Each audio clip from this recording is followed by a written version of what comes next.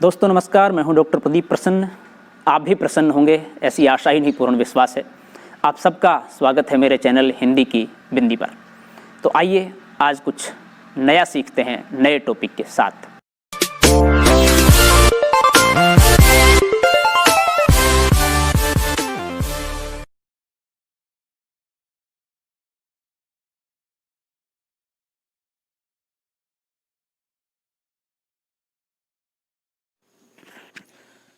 विद्यार्थियों, आज की वीडियो हम बना रहे हैं अव्यय को लेकर के। इस पूरी वीडियो के माध्यम से हम स्पष्ट करेंगे कि अव्यय क्या है, उसका अर्थ क्या है और किस तरह से यह प्रयुक्त होता है हिंदी व्याकरण में। वीडियो स्टार्ट करने से पहले आप सबसे रिक्वेस्ट है, यदि आपने हिंदी की बिंदी चैनल को अभी तक सब्सक्राइब नहीं किया है तो प्लीज़ उसे सब्सक्राइब जरूर कर लें और बेल आइकॉन को जरूर दबाएं ताकि कोई वीडियो आप मिस ना कर पाएँ। आइए तो शुरू करते हैं आज की वीडियो। अव्यय का शाब्दिक अर्थ होता है जिन शब्दों के रूप में लिंग, वचन, पुरुष, कारक, काल आदि की वजह से कोई परिवर्तन नहीं होता, उसे अव्यय शब्द कहते हैं। अव्यय शब्द हर स्थिति में अपने मूल रूप में रहते हैं। इन शब्दों को अविकारी शब्द भी कहा जाता है। जैसे जब जब, जब तब, अभी, अगर, वह, वहाँ, यहाँ, इधर उधर, किंतु परंतु, बल्कि, इसलिए, अतएव, अवश्य, तेज, कल, धीरे, लेकिन, चूंकि, क्योंकि आदि। मूल बात यह है कि अव्यय का अर्थ इसी शब्द में छुपा हुआ है और ऐसा अक्सर हिंदी व्याकरण में, संस्कृत व्याकरण में होता है। अव्यय यानी कि जो खर्च न किया जा सके, जो वैसा ही रहे, अविकारी जिसका विकार न हो, बदला ना जा सके। अब हम बात करते हैं अव्यय के भेद यानी कि प्रकार की। तो क्रिया विशेषण अव्यय, संबंध बोधक अव्यय, समुच्चय बोधक अव्यय, विस्मयादि बोधक अव्यय, निपात अव्यय। तो ये 5 भेद अव्यय के हैं। हम पहले की चर्चा करते हैं क्रिया विशेषण अव्यय। ये क्या है? जिन शब्दों से क्रिया की विशेषता का पता चलता है उसे क्रिया विशेषण कहते हैं। जहाँ पर, यहाँ, तेज, अब, रात, धीरे धीरे, प्रतिदिन, सुंदर, वहाँ, तक, जल्दी, अभी, बहुत, आते हैं, वहाँ पर क्रिया विशेषण अव्यय होता है। उदाहरण देखें हम। वह यहाँ से चला गया, घोड़ा तेज दौड़ता है, अब पढ़ना बंद करो, बच्चे धीरे धीरे चल रहे थे, वे लोग रात को पहुंचे, सुधा प्रतिदिन पढ़ती है, वह यहाँ आता है, रमेश प्रतिदिन पढ़ता है, सुमन सुंदर लिखती है, मैं बहुत थक गया हूँ। तो ये उदाहरण है क्रिया विशेषण अव्यय के भेद। अब क्रिया विशेषण अव्यय के हमने आपको ये उदाहरण बताया, इसके अंदर भी उसके कुछ भेद हैं। वो कौन कौन से हैं उसकी हम चर्चा करते हैं। कालवाचक क्रिया विशेषण अव्यय, काल यानी कि समय। दूसरा स्थानवाचक क्रिया विशेषण यानी कि स्थान समझ गए आप, वो एक जगह निश्चित। परिमाण वाचक क्रिया विशेषण यानी कि मात्रा। और रीतिवाचक क्रिया विशेषण यानी कि एक विशेष लक्षण, रीति। अब सबसे पहला कालवाचक क्रिया विशेषण अव्यय क्या है?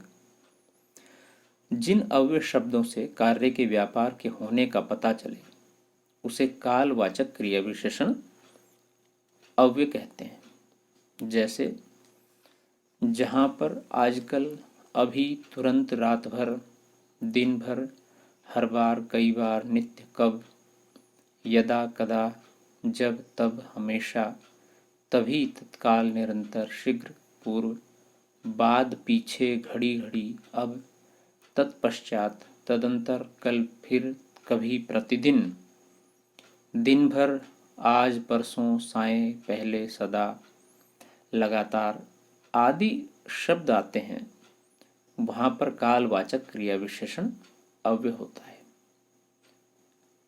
अभी हमने शब्द के उदाहरण दिए, हम वाक्य की बात करते हैं। जैसे वह नित्य टहलता है, अभी नित्य शब्द आ गया। वे कब गए, कब गए। सीता कल जाएगी, तो कल, तो ये शब्द आ रहे हैं, तो इसका मतलब ये वाक्य कालवाचक क्रिया विशेषण वाक्य है। वह प्रतिदिन पढ़ता है, दिन भर वर्षा होती है, कृष्ण कल जाएगा, इस तरह से। अब दूसरा बिंदु है स्थान क्रिया विशेषण अव्यय। ये क्या है? जिन अव्यय शब्दों से कार्य के व्यापार के होने के स्थान का पता चले उन्हें स्थानवाचक क्रिया विशेषण अव्यय कहते हैं। जहां पर यहाँ, वहां, भीतर, बाहर, इधर उधर, दाएं बाएं, कहाँ किधर, जहां, पास दूर, अन्यत्र, इस ओर उस ओर, ऊपर नीचे, सामने पीछे, आगे, आमने सामने आते हैं, वहां पर स्थानवाचक क्रिया विशेषण अव्यय होते हैं। और ये सारे शब्द स्थान के द्योतक हैं, स्थान के परिचायक हैं। जैसे मैं कहाँ जाऊं, तारा किधर गई, सुनील नीचे बैठा है, इधर उधर मत देखो, वह आगे चला गया, उधर मत जाओ। अब इन सभी में स्थान का पता लग रहा है। इधर है, उधर है, ऊपर है, नीचे है, दाएं है, बाएं है, आगे है, पीछे है। तो ये जो स्थान की बात करें वो स्थानवाचक क्रिया विशेषण हो गया। अब हम बात करते हैं परिमाणवाचक क्रिया विशेषण अव्यय, यानी कि जिन अव्यय शब्दों से कार्य के व्यापार के परिमाण यानी कि मात्रा का पता चलता है उसे परिमाणवाचक क्रिया विशेषण अव्यय कहते हैं। जिन अव्यय शब्दों से नाप तोल का पता चलता है, जहां पर थोड़ा, काफी, ठीक ठाक, बहुत कम, अत्यंत, अतिशय, बहुधा, थोड़ा थोड़ा, अधिक, अल्प, कुछ, पर्याप्त, प्रभूत, न्यून, बूंद बूंद, स्वल्प, केवल, प्रायः, अनुमानतः, सर्वथा, उतना, जितना, खूब, तेज, अति, जरा, कितना, बड़ा, भारी, अत्यंत, लगभग, बस, इतना, क्रमशः, यानी कि और भी कुछ शब्द हैं, आदि आते हैं, वहां पर परिमाणवाचक क्रिया विशेषण अव्यय होता है, उसे कहते हैं। उदाहरण से हम और समझने की कोशिश करते हैं। जैसे मैं बहुत घबरा रहा हूं, वह अतिशय व्यथित होने पर भी मौन है, उतना बोलो जितना जरूरी हो,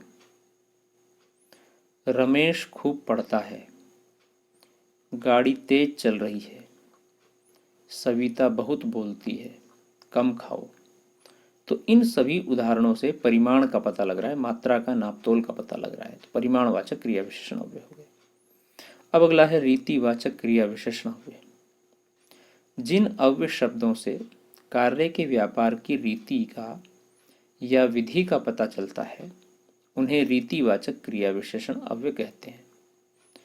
जहां पर ऐसे, वैसे, अचानक, इसलिए, कदाचित, यथासंभव, सहज, धीरे, सहसा, एकाएक, झटझट, आप ही, ध्यानपूर्वक, धड़ाधड़, यथा, ठीक, सचमुच, अवश्य, वास्तव में, निसंदेह, बेशक, शायद, संभव है, हाँ, सच, जरूर, जी, अतएव, क्योंकि, नहीं, न, मत, कभी नहीं, कदापि नहीं, फटाफट, शीघ्रता, भली भांति, ऐसे, तेज, कैसे, ज्यों त्यों आदि आते हैं, वहां पर रीतिवाचक क्रिया विशेषण अव्यय कहते हैं। जैसे उदाहरण समझे हम, जरा सहज एवं धीरे चलिए, हमारे सामने शेर अचानक आ गया, कपिल ने अपना कार्य फटाफट कर दिया, मोहन शीघ्रता से चला गया, वह पैदल चलता है। अब हम बात करते हैं, ये हुए रीतिवाचक क्रिया विशेषण। अब हम बात करते हैं संबंध बोधक अव्यय, दूसरा भेद। जिन अव्यय शब्दों के कारण संज्ञा के बाद आने पर दूसरे शब्दों से उसका संबंध बताते हैं, उन शब्दों को संबंध बोधक शब्द कहते हैं। ये शब्द संज्ञा से पहले भी आ जाते हैं। जहाँ पर बाद, भर, के ऊपर, की ओर, कारण, ऊपर नीचे, बाहर भीतर, बिना सहित, पीछे से, पहले से लेकर तक के अनुसार, की खातिर, के लिए आते हैं, वहाँ पर संबंध बोधक अव्यय होता है। जैसे उदाहरण समझे हम, मैं विद्यालय तक गया, स्कूल के समीप मैदान है, धन के बिना व्यवसाय चलाना कठिन है, सुशील के भरोसे यह काम बिगड़ गया, मैं पूजा से पहले स्नान करता हूँ, मैंने स्नान के सामने कुछ पेड़ लगाए, मैंने घर के सामने कुछ पेड़ लगाए हैं, उसका साथ छोड़ दीजिए, छत पर कबूतर बैठा है, राम भोजन के बाद जाएगा, मोहन दिन भर खेलता है, छत के ऊपर राम खड़ा है, रमेश घर के बाहर पुस्तक रख रहा था, पाठशाला के पास मेरा घर है, विद्या के बिना मनुष्य पशु है। तो ये सभी उदाहरण है। प्रयोग की पुष्टि से संबंध बोधक अव्यय के भेद इस प्रकार हैं। सविभक्तिक, निर्विभक्तिक और उभय विभक्तिक, यानी कि एक जो विभक्ति सहित है, एक जो विभक्ति रहित है और एक दोनों में विभक्ति होती है।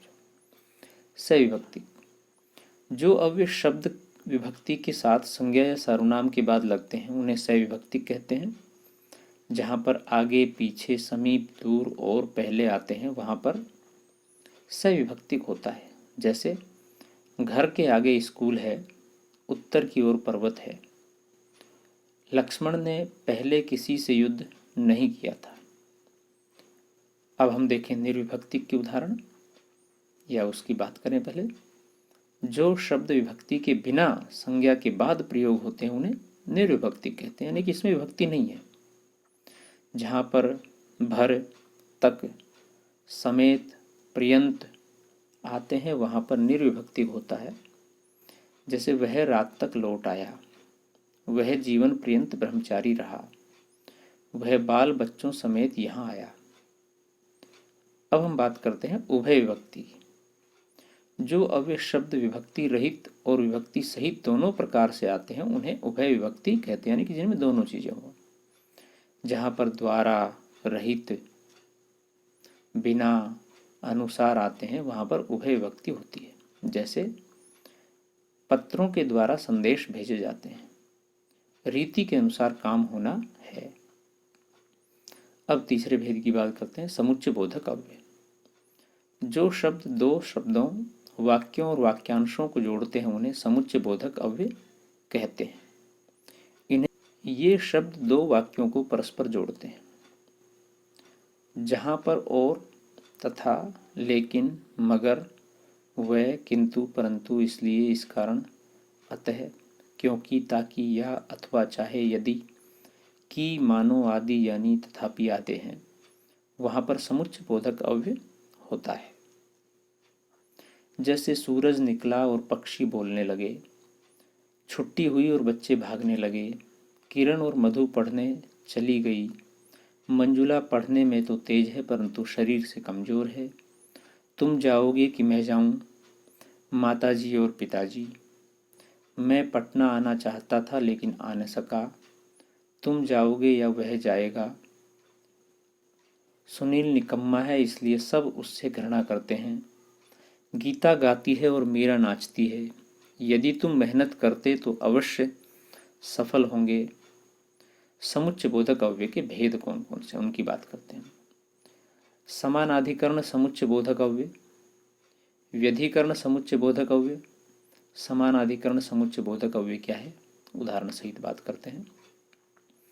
जिन शब्दों से समान अधिकार के अंशों के जुड़ने का पता चलता है उन्हें समानाधिकरण समुच्चय बोधक अव्यय कहते हैं। जहाँ पर किंतु, और, या, अथवा, तथा, परंतु, वह, लेकिन, इसलिए, अतः, एव, एवं आते हैं वहाँ पर समानाधिकरण समुच्चय बोधक अव्यय होता है। उदाहरण से समझें, कविता और गीता एक कक्षा में पढ़ते हैं। मैं और मेरी पुत्री एवं मेरी साथी सभी साथ थे, ये उसके उदाहरण हैं। अब हम बात करते हैं व्यधिकरण समुच्चय बोधक अव्यय की।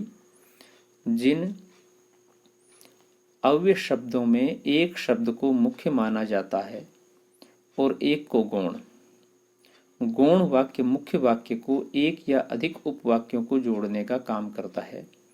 जहां पर चूंकि, इसलिए, यद्यपि, तथापि, की, मानो, क्योंकि, यहां तक कि, जिससे कि, ताकि, यदि, तो यानी आते हैं, पर व्यधिकरण समुच्चय बोधक अव्यय होता है। जैसे कि मोहन बीमार है इसलिए वह आज नहीं आएगा। यदि तुम अपनी भलाई चाहते हो तो यहाँ से चले जाओ। मैंने दिन में ही अपना काम पूरा कर लिया ताकि मैं शाम को जागरण में जा सकूं। ये समुच्चय बोधक अव्यय के उदाहरण है। अब बात करते हैं विस्मय बोधक, विस्मय आदि बोधक अव्यय की। जिन अव्यय शब्दों से हर्ष, शोक, विस्मय, ग्लानि, लज्जा, घृणा, दुख, आश्चर्य आदि के भाव का पता चलता है उन्हें विस्मय आदि बोधक अव्यय कहते हैं। इनका संबंध किसी पद से नहीं होता, इसे द्योतक भी कहा जाता है। विस्मय आदि बोधक अव्यय में ये जो चिन्ह है विस्मय आदि बोधक का, ये चिन्ह लगाया जाता है। उदाहरण से समझे, जैसे वहां, वाह क्या बात है, हाय वह चल बसा, आह क्या स्वाद है, अरे तुम यहाँ कैसे, छी छी ये गंदगी, वाह वाह तुमने तो कमाल कर दिया, ओह क्या बात है, आह क्या मौसम है, अरे आप आ गए, हाय अब मैं क्या करूं, अरे पीछे हो जाओ गिर जाओगे, हाय राम ये क्या हो गया। तो ये भाव के आधार पर विस्मयादि बोधक अव्यय के भेद बात करते हैं हम उनकी। कौन कौन से भेद हैं? जैसे कि हर्ष बोधक, शोक बोधक, विस्मयादि बोधक, तिरस्कार बोधक, स्वीकृत बोधक, संबोधन बोधक, आशीर्वाद बोधक। अब हम एक एक को उदाहरण से समझते हैं। हर्ष बोधक, जहाँ पर आह, धन्य, वाह वाह, ओह वाह, शाबाश आते हैं वहाँ पर हर्ष बोधक होता है। शोक बोधक, जहाँ पर आह, हाय हाय हाय, हा, त्राही त्राही, बाप रे ये शब्द आते हैं वहाँ पर शोक बोधक होता है। विस्मयादि बोधक, जहाँ पर हे, ए, ओह, अरे, वाह आते हैं वहाँ पर विस्मयादि बोधक होता है। तिरस्कार बोधक, जहाँ पर छी, हट, धिक, धत, छी छी, चुप ये शब्द आते हैं वहाँ पर तिरस्कार बोधक होता है। स्वीकृत बोधक, जहाँ पर हाँ हाँ, अच्छा, ठीक, जी हाँ, बहुत अच्छा आते हैं वहाँ पर स्वीकृत बोधक शब्द होता है और स्वीकृत बोधक अव्यय होता है। संबोधन बोधक, जहाँ पर रे, री, अरे, अरी, ओ, अजी, हेलो आते हैं वहाँ पर संबोधन बोधक होता है। आशीर्वाद बोधक, जहाँ पर दीर्घायु हो, जीते रहो आते हैं वहाँ पर आशीर्वाद बोधक अव्यय होता है। अब अगला है निपात अव्यय। जो वाक्य में नवीनता या चमत्कार उत्पन्न करते हैं उन्हें निपात अव्यय कहते हैं। जो अव्यय शब्द किसी शब्द या पद के पीछे लगकर उसके अर्थ में विशेष बल लाते हैं उन्हें निपात अव्यय कहते हैं। इसे अवधारक शब्द भी कहते हैं। जहाँ पर भी, ही, तो, तक, मात्रा, भर, मत, सा, जी, केवल आदि आते हैं वहाँ पर निपात अव्यय होता है। जैसे कि उदाहरण समझें, प्रशांत को ही करना होगा यह काम, सुहाना भी जाएगी, तुम तो सनम डूबोगे ही, सबको डुबोगे, वह तुमसे बोली तक नहीं, पढ़ाई मात्र से ही सब कुछ नहीं मिल जाता, तुम उसे जानते भर हो, राम ने ही रावण को मारा था, रमेश भी दिल्ली जाएगा, तुम तो कल जयपुर जाने वाले थे, राम ही लिख रहा है। अब हम बात करते हैं क्रिया विशेषण और संबंध बोधक अव्यय में अंतर को लेकर के। जब अव्यय शब्दों का प्रयोग संज्ञा या सर्वनाम के साथ किया जाता है तब ये संबंध बोधक होते हैं, और जब अव्यय शब्द क्रिया की विशेषता प्रकट करते हैं तब ये क्रिया विशेषण होते हैं। जैसे कि बाहर जाओ, घर से बाहर जाओ, उसके सामने बैठो, मोहन भीतर है, घर के भीतर सुरेश है, बाहर चले जाओ। तो विद्यार्थियों, ये थी वीडियो आज की अव्यय को लेकर के। अव्यय यानी कि जो खर्च न किया जा सके, उसके कितने भेद हैं, क्या क्या उसके उदाहरण हैं, हमने बहुत विस्तार से उसको समझाने की कोशिश की है। आशा है आपकी समझ में अव्यय अच्छे से आ गया होगा। वीडियो आपने पूरी देखी, इसके लिए धन्यवाद। अव्यय संबंधित फिर भी आपके मन में कोई सवाल है या वीडियो को लेकर के कोई बात आप कहना चाहते हो तो कमेंट्स के माध्यम से हमें ज़रूर बताएं। और यदि वीडियो आपको अच्छी लगी हो तो इसे लाइक ज़रूर करें और अपने विचार ज़रूर लिखें, कैसी लगी, आपका अनुभव बताएं। और अपने दूसरे साथी सहपाठियों के साथ में इस वीडियो को साझा करें, शेयर करें, ताकि वो भी लाभान्वित हो सकें। हिंदी व्याकरण, हिंदी साहित्य के किसी विशेष टॉपिक के ऊपर आप अध्ययन कर रहे हैं, तैयारी कर रहे हैं तो हमें बताएं, हम उस पर वीडियो बनाएंगे। यूँ हम लगातार हर टॉपिक पर वीडियो बनाते ही रहते हैं, बनाएंगे। और चैनल यदि अभी तक आपने सब्सक्राइब नहीं किया है तो हिंदी की बिंदी चैनल को सब्सक्राइब जरूर कर लें, बेल आइकन को जरूर दबाएं।